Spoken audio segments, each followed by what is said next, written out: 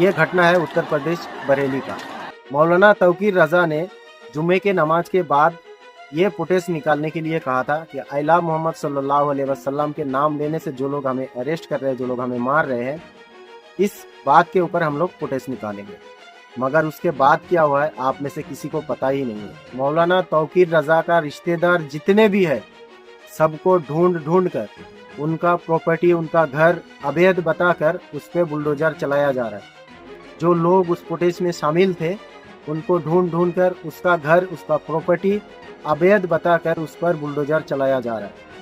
आप ये वीडियो देख सकते हैं किस तरीके से बुलडोजर से लोगों का घर तोड़ा जा रहा है।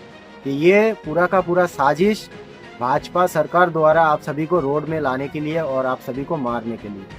तो मेरा हाथ जोड़ के अपील है, कोई भी कदम उठाने से पहले सोच समझ के उठाए।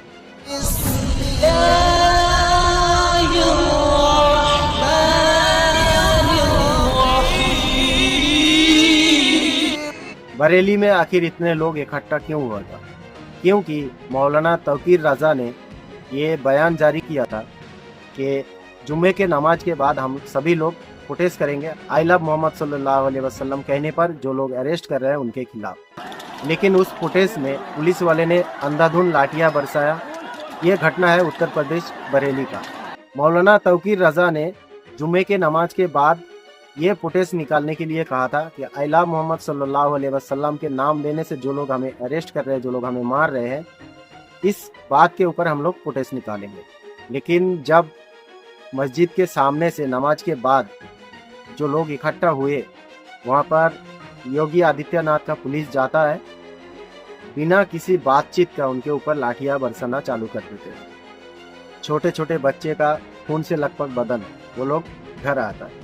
मगर उसके बाद क्या हुआ है आप में से किसी को पता ही नहीं है। जितने भी लोग उस फुटेज में शामिल हुआ था, मौलाना तौकीर रजा समेत जितने भी लोग उस फुटेज में शामिल हुआ था, सबके घरों में ढूंढ ढूंढ के बुलडोजर चलाया जा रहा है। मौलाना तौकीर रजा को अरेस्ट कर लिया गया। 6 घंटे रिमांड में रखने के बाद, पूछताछ करने के बाद उनको जेल भेज दिया गया। मौलाना तौकीर रजा के घर में बुलडोजर चलाया गया। मौलाना तौकीर रजा का जो जमाई है, उनका रिसोर्ट, उनका होटल, उनका शादी रिसेप्शन का जो होटल रहता है, वो होटल, सारे के सारे उन सभी का प्रॉपर्टी अवैध बता के उन पर बुलडोजर चलाया जा रहा है योगी सरकार द्वारा। ये मौलाना तौकीर रजा का जमाई है, इनको अरेस्ट करके लेके जा रहा है। आप सोचिए किस तरीके का गुंडागर्दी कर रहा है पुलिस वाला योगी आदित्यनाथ का कहने पे, इनको अरेस्ट करके लेके जा रहा है। साथ में जो उनका भाई है, चचेरा भाई है, मौलाना तौकीर रजा का रिश्तेदार जितने भी है सबको ढूंढ ढूंढ कर उनका प्रॉपर्टी, उनका घर अवैध बताकर उस पर बुलडोजर चलाया जा रहा है। जो लोग उस फुटेज में शामिल थे उनको ढूंढ ढूंढ कर उसका घर, उसका प्रॉपर्टी अवैध बताकर उस पर बुलडोजर चलाया जा रहा है। आप ये वीडियो देख सकते हैं किस तरीके से बुलडोजर से लोगों का घर तोड़ा जा रहा है। आप खुद ही सोचिए एक घर बनाने में कितना मेहनत लगता है, कितना पैसा लगता है, कितना खून पसीने का कमाई है ये उन लोगों का।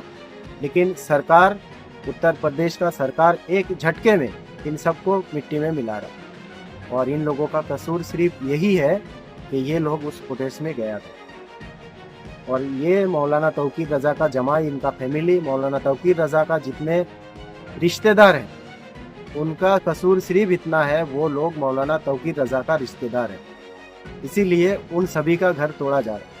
ये सारे चीज़ें देखने के बाद हमारा देश का गोदी मीडिया क्या रिपोर्ट बना रहा है, आप सब देखेंगे तो हैरान हो जाएंगे। ये लोग कह रहे हैं कि मुल्लों के घर पे चला योगी का बुलडोजर।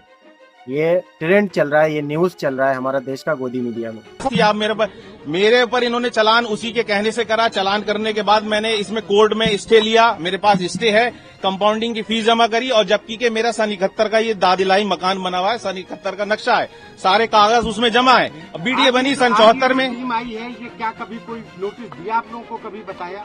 कभी इन्होंने 2024 में नोटिस दिया था, मैंने कोर्ट में जाके उसमें केस कर दिया। तो क्या चल रहा उस केस में? केस चल रहा है, स्टे मेरे पास है, ये स्टे है मेरे पास, स्टे की कॉपी दे दी ने, मैं आपको कागज दे दूंगा। मैंने डाक से भी भेज दी, व्हाट्सएप भी कर दिया इन्होंने, फिर भी जबरदस्ती की साहब हम हुकूमत का जितना जुल्म ढा सकते हैं वो ढाएंगे। फुल कॉर्पोरेट इन्हीं अधिकारियों को करे, ये सब जितने खड़े सब मैंने करवाया, पूरा शहर का माहौल बनवाया।